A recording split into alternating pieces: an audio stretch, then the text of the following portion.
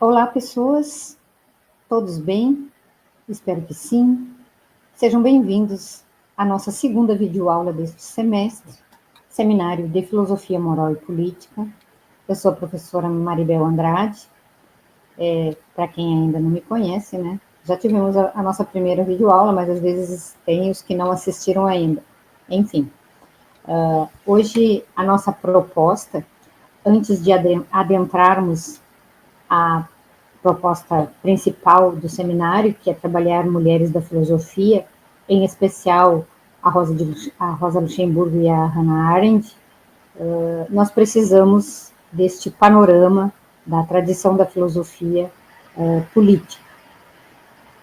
A proposta que eu trago para a videoaula 2, né, que é esta, vai então dessa tradição de Platão a Kant. Platão, como um dos pioneiros da filosofia política, e tudo indica que ele venha a escrever sobre esta questão política, esta questão de justiça, devido aos acontecimentos que levaram, então, seu mestre à condenação, que é o Sócrates, né? Então, nós precisamos entender toda esta passagem para que possamos estar prontos para começarmos, então, o conhecimento destes conceitos de filosofia moral e política nas autoras que nós temos, então, o propósito de trabalhar neste semestre. Eu vou buscar um panorama sobre estes conceitos em Platão e Kant. Dentre eles, existem outros pensadores, é claro, mas o professor Sérgio, na disciplina dele, Filosofia Política 2, ele vai abordar esses autores. Então, para não ficar uma coisa repetitiva e cansativa para vocês, eu resolvi, então, este panorama de filosofia política em Platão e Kant. Sendo que Maquiavel, Agostinho, quem mais? O Hume, vou deixar para o professor Sérgio Locke, sei lá. Não sei quais os autores que ele vai abordar, mas certamente terão esta linha do tempo da filosofia e trarão outros autores na disciplina dele. E nós, então, vamos buscar este panorama de Platão a Kant, tá? Bom, então a filosofia política em Platão é de 427 a 347 a.C. Representa o marco inaugural da tradição política ocidental. Ele é discípulo de Sócrates, como sabemos, e mestre do Aristóteles. Isso é interessante. O Platão desenvolveu, então, sua reflexão em um contexto histórico conturbado. O declínio da democracia ateniense, a derrota para Esparta, a guerra do Peloponeso e a execução de Sócrates, né? Estes acontecimentos marcaram profundamente a sua visão sobre política e a necessidade de fundar uma ordem justa e racional. Surge, então, a filosofia política em Platão. A partir de obras como a República, de Platão, as leis e o político, ele construiu uma concepção de política normativa, em que o Estado deve refletir a ordem da alma humana e orientar-se pelo bem. A filosofia política do Platão é, ao mesmo tempo, uma crítica à democracia ateniense e uma tentativa de propor, então, uma cidade ideal fundada na justiça, na virtude e no governo dos sábios. Então, essa aula tem como objetivo apresentar de maneira expositiva os principais elementos da filosofia política platônica, evidenciando, assim, a sua concepção de justiça, tá? Sua teoria da polis ideal, a hierarquia das classes sociais, o papel da educação e a figura do filósofo rei e as críticas aos regimes existentes, especialmente à democracia. A questão da justiça em Platão. Fazendo um parênteses aqui, eu quero dizer para vocês que esses slides, eu trabalho com o apresentações do Google, tá? Então, eles têm movimento, eles são engraçadinhos, mas quando eu passo para o stream, eles perdem essa movimentação. Eu já tentei de outras formas, até pelo PowerPoint, mas eu não consegui trazer, não sei se é por ignorância ou se realmente quando se passa para o estúdio do stream, ele perde esse movimento, os GIFs perdem esse movimento. Eu posso deixar lá no e-aula se vocês quiserem, é só me dar um... deixa lá a Sora, que a gente quer ver esses Platão gesticulando aí, que eu posso colocar lá, não, sem problema nenhum, tá bem? Fechando parente, a questão de justiça no Platão.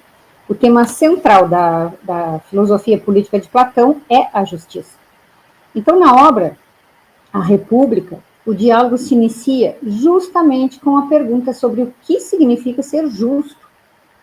Sócrates, personagem principal, confronta as definições tradicionais de justiça que a reduziam ao cumprimento das leis, à vantagem do mais forte ou ao interesse próprio. Eu gostaria muito que vocês assistissem essa videoaula e quando eu estiver falando destas questões, tentem sempre se reportar ao nosso mundo, hoje, tá? Ao mundo da vida, hoje. Bom, então, para ver se mudou alguma coisa ou se ainda temos muito de Platão nessa questão da justiça.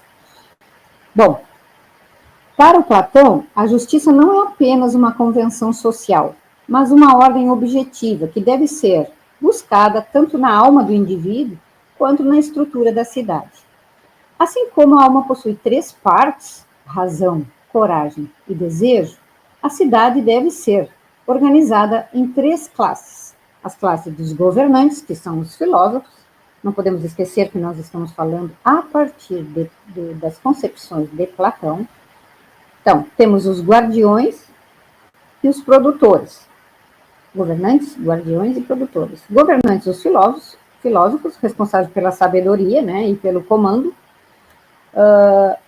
Os guardiões encarregados da defesa e da ordem, da polis. E os produtores, que são os trabalhadores, artesãos, agricultores, que são os responsáveis pela produção material. Então, a justiça consiste em cada parte da alma e da cidade cumprir sua função própria, sem interferir nas funções umas das outras.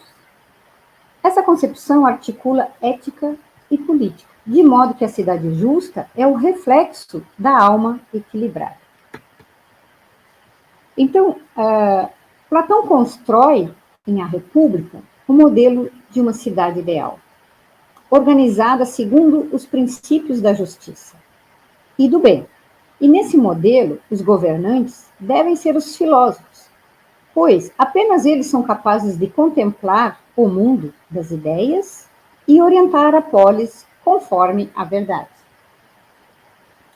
Bom, então a célebre formulação platônica de que, enquanto os filósofos não forem reis, ou os reis não forem filósofos, não haverá fim para os males da cidade, sintetiza essa visão. O filósofo, por estar voltado para o conhecimento do bem, governa não em interesse próprio, mas em benefício da coletividade. Essa concepção contrapõe-se, então, ao sistema democrático ateniense, em que qualquer cidadão, vejam bem, sistema democrático ateniense, década de Platão, era de Platão. Essa concepção contrapõe-se ao sistema democrático ateniense, em que qualquer cidadão podia assumir cargos políticos, independente de sua preparação.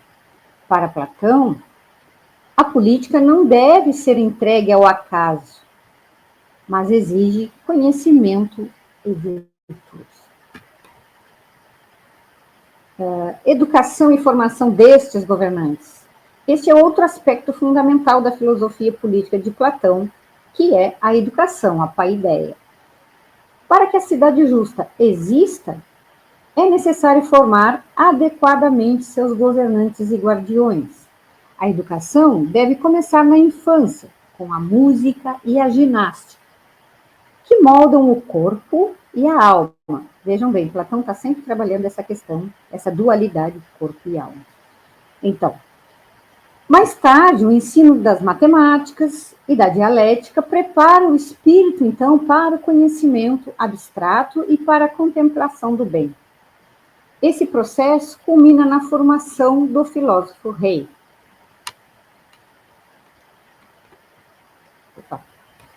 Então, culmina na formação do filósofo rei, aquele que, após um longo caminho de aprendizado, é capaz de compreender a realidade em sua totalidade e, por isso, possui legitimidade para governar. A educação, portanto, em Platão, é o elo entre ética e política, pois só através dela é possível alcançar governantes verdadeiramente justos. Agora sim, agora eu posso mudar para a crítica à democracia, em Platão. A filosofia política de Platão também é uma crítica contundente aos regimes existentes em sua época, em especial a democracia ateniense. Para ele, a democracia não garante a justiça, pois se fundamenta na liberdade sem limites e na igualdade desordenada. Em sua análise dos regimes políticos, que é o livro 8 da República, Platão distingue 5 formas de governo em ordem de decaimento. Vejam bem, aristocracia, timocracia, oligarquia, democracia e tirania. De que trata cada uma delas? A aristocracia é o governo dos sábios, é o regime ideal. A timocracia é o governo dos guerreiros, movido pela honra. A oligarquia é o governo dos ricos, baseado na propriedade. A democracia é o governo do povo, baseado na liberdade desregrada. E a tirania é o governo de um só, baseado no medo e na violência. A democracia, segundo Platão, tende a degenerar em tirania, pois a liberdade excessiva leva ao caos, abrindo espaço para que um líder autoritário assuma o poder. Essa crítica reflete a experiência pessoal de Platão, que viu sua cidade mergulhar em crise profunda, em crises políticas, culminando na condenação do Sócrates.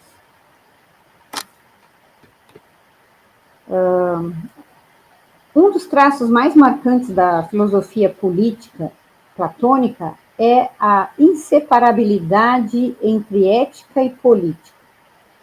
A vida em comunidade não é um simples arranjo utilitário, mas deve refletir a ordem moral do universo. A política é, portanto, para Platão, um caminho para a realização do bem. O governante que não conhece a verdade, ele não pode guiar corretamente a cidade. E, nesse sentido, Platão rejeita a separação entre governar e buscar a virtude. O poder político só é legítimo quando orientado pela sabedoria. Essa concepção contrasta com visões posteriores, como a de Maquiavel, que o professor Sérgio vai falar, que afirmam a autonomia da política em relação à moral. Em Platão, o contrário. A política só tem sentido se for extensão da vida ética, e filosófica. A filosofia política de Platão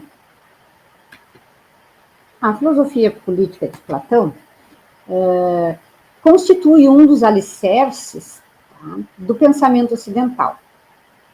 Sua concepção de justiça, eu estou retomando aqui, são considerações finais sobre esse panorama de Platão sobre a filosofia política, sua concepção de justiça, então, a sua teoria da cidade ideal, a centralidade da educação e a defesa do governo dos filósofos estabeleceram parâmetros para toda reflexão posterior de Platão.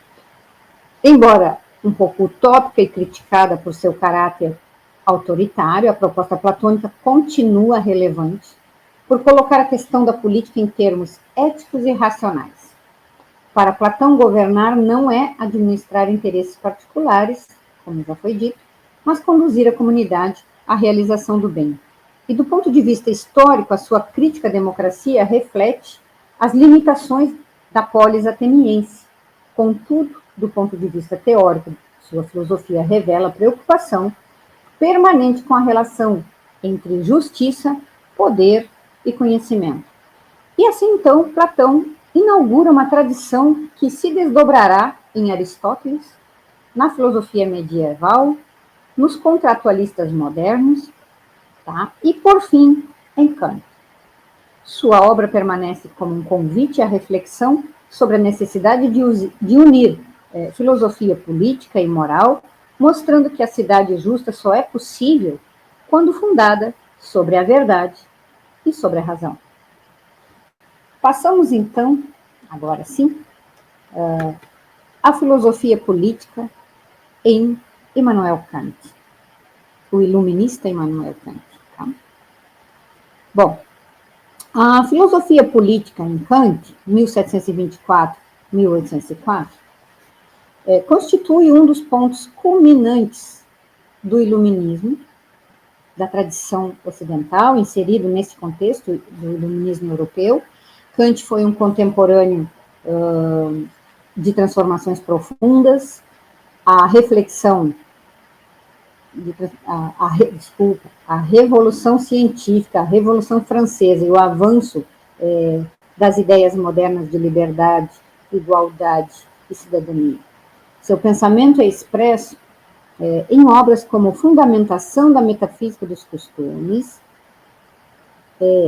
Crítica da Razão Prática, a Fundamentação da Metafísica dos Costumes, de 1785. São duas obras, tem a Fundamentação da Metafísica dos Costumes e tem a Metafísica dos Costumes, são duas obras de Kant, tá? Não é a mesma coisa. Estamos falando, no caso, em duas obras de Kant com quase o mesmo título. Uma é a Metafísica dos Costumes, a outra é a Fundamentação dessa Metafísica dos Costumes. Bom, a Fundamentação é de 1785, a Crítica da Razão Prática, 1788, a Metafísica dos Costumes, que é 1797, e a Paz Perpétua, de 1795. Eu acredito que vocês já saibam tudo isso, porque durante o curso, outras disciplinas e outros professores devem ter abordado, sim, o Kant, né, porque é um dos clássicos assim, fundamentais para a compreensão filosófica. Enfim, então, estas obras propõem, então, uma concepção da política baseada na autonomia da razão prática e na universalidade do direito. A originalidade da filosofia política kantiana reside em articular ética, direito e política, em um sistema coerente, tá? Em que a liberdade individual do sujeito não se opõe à ordem coletiva, mas encontra nela a sua plena realização. E o Kant concebe, então, a política como extensão da moralidade, orientada por princípios universais e não apenas por cálculos de interesse ou de poder. Então, né, em Kant, nós temos o objetivo de expor os elementos centrais da filosofia dele, da filosofia política, segundo a sua concepção, apresentando, então, a sua teoria do contrato social, a relação entre moral e direito, tá? A sua concepção de liberdade, sua visão do Estado republicano, seu projeto cosmopolita de paz perpétua. Bom, sucintamente, o contrato social como ideia da razão, neste o Kant retoma, então, né, a tradição contratualista moderna, representada por Hobbes, Locke e Rousseau, mas ele confere a ela um significado específico. Para Hobbes, o contrato social explica historicamente a origem do Estado. Para Locke, fundamenta a limitação do poder. Para Rousseau, ele assegura a soberania da vontade geral. Kant, por sua vez, tá, interpreta o contrato social não como um fato histórico, mas como um princípio normativo da razão. Segundo Kant, o contrato social é uma ideia reguladora. Tá? Ele não aconteceu em um passado real, mas ele funciona como um critério para avaliar a legitimidade das leis e instituições. Uma lei é justa somente se ela puder ser aceita por todos os cidadãos, como se eles mesmos a tivessem instituído livremente. E dessa forma, então, o Kant supera a visão empirista dos contratualistas e transforma o contrato social em um princípio da autonomia política. O Estado legítimo é aquele que pode ser pensado como o resultado do consentimento racional de todos os indivíduos. Bom, a noção de liberdade, em Kant, ocupa um lugar central no pensamento desse autor. E, para ele, liberdade não é mera ausência de restrições, mas a autonomia da vontade. A capacidade do indivíduo legislar para si mesmo segundo a razão prática universal. Na esfera política, isso significa que os cidadãos são livres não porque querem, não porque fazem o que querem, mas porque obedecem às leis que poderiam racionalmente prescrever a si mesmos. Bom, assim, a liberdade individual e a ordem coletiva, elas não se contradizem. A lei legítima é a expressão da própria liberdade racional, e essa concepção distingue, então, Kant, tanto de Hobbes, que via o Estado como limitação necessária da liberdade natural, quanto de Locke, que entendia a liberdade como defesa de direitos individuais. Em Kant, liberdade é universal, racional e inseparável da moralidade. Em direito e moral, segundo Kant, ele diferencia claramente moral e direito, embora ambos se fundamentem na razão prática. A moral, para Kant, refere-se à motivação interna do indivíduo, que deve agir segundo o imperativo categórico. Olha, o imperativo categórico kantiano, todos vocês sabem, já sei disso, né? Mas vale a pena recordar. Age apenas segundo uma máxima tal que possas ao mesmo tempo querer que ela se torne uma lei universal, ou seja, que seja para todos. O direito, por sua vez, trata das ações externas e das condições sobre as quais a liberdade de cada um pode coexistir com a liberdade de todos. Assim, a lei jurídica não exige necessariamente a intenção moral, mas ela deve garantir a compatibilidade entre liberdades individuais. Então, o Estado tem a função de estabelecer esse ordenamento jurídico, assegurando a liberdade externa por meio de leis universais.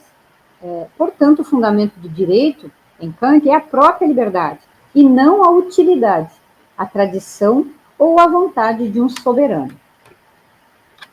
Bom, na obra A Metafísica dos Costumes, o Kant afirma que a forma de governo legítimo é a república, definida como democracia direta, mas definida não como democracia direta, mas como um sistema em que os cidadãos são livres e iguais perante a lei, o poder legislativo pertence ao povo ou aos seus representantes, tá? O poder executivo é distinto do legislativo, garantindo a separação dos poderes, tá? Agora a gente entende o que é um republicanismo, no nosso contexto, tá? E para Kant, a república é a única forma de governo compatível com a liberdade e com a autonomia da razão. A democracia, para Kant, garante a igualdade jurídica e evita também tanto o absolutismo quanto a tirania da maioria. Então, desta forma, a Constituição republicana, em Kant, é o modelo político mais adequado para assegurar a coexistência das liberdades em uma comunidade racional. A paz perpétua e o cosmopolitismo, um dos aspectos mais originais da filosofia política kantiana é o seu projeto cosmopolita desenvolvido na obra A Paz Perpétua, em 1795. O Kant parte, então, da constatação de que a guerra é um estado natural entre os povos, mas ele afirma que a razão exige a superação deste estado por meio de instituições jurídicas internacionais. Então, ele propõe, assim, 3 artigos definidos para a paz perpétua.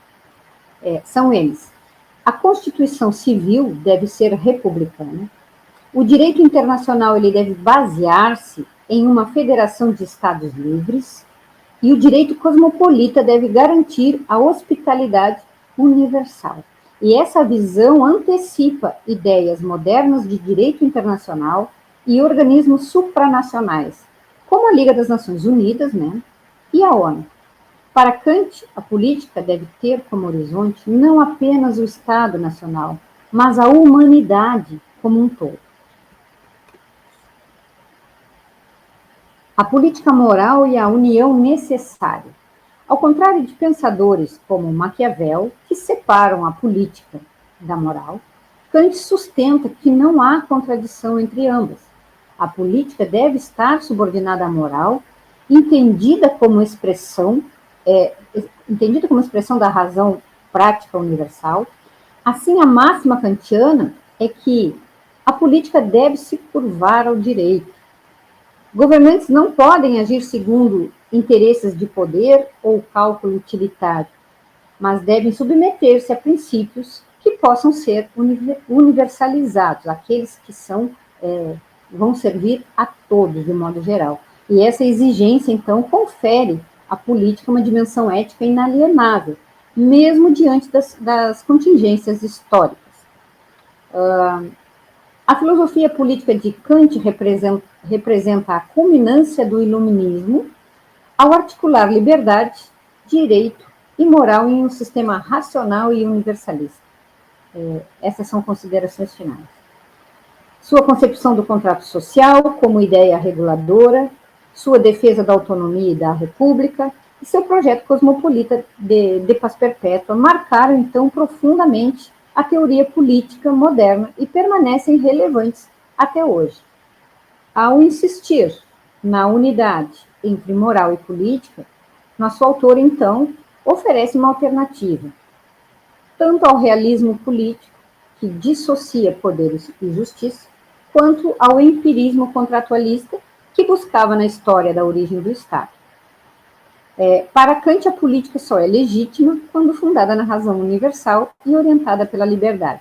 Então, desta forma, a sua filosofia política não é apenas uma reflexão sobre instituições, repito, mas uma proposta de ordem racional para a convivência humana, cujo horizonte último, né, é a construção de uma comunidade universal de cidadãos livres. Muito obrigada. Por hoje é isso. Já estamos com um tempinho bastante longo. Até a próxima.